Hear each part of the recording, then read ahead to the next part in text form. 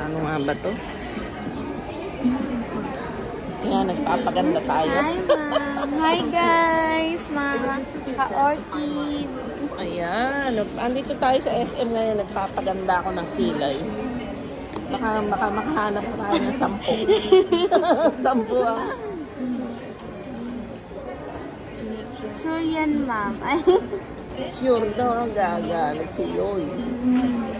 Ay, nagbablog din si sir. Hindi. Ako lang. Pakire. Nahilig po kayo sa social media. Noon lang mag-party. So guys, papagandahin natin si ma'am. Yes. Ayan, ganda. Lalo siyang gaganda. Kailangan daw, pagka 59 years old ka na, lagi ka magpapaganda. O 60. Para lalong mag-blooming. Tapos libre naman dito sa SM. Bibili lang po kayo ng product ni Revlon. Bibili daw ng Revlon, tapos libre na yung makeup. Opo. Gaganda ka na.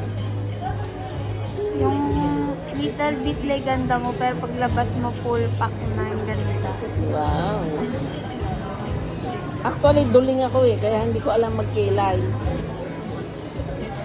Yan guys, pagyayari natin lipat. Ayan, hindi ko alam magkilay O baka masyado makapal. Hindi naman. Sakto lang.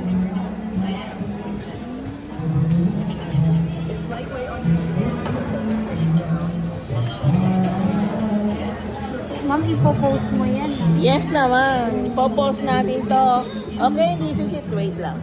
This is Tesio Orchids Farming. Nagpapaganda tayo. Merong merong music. Kaya papatayin na natin.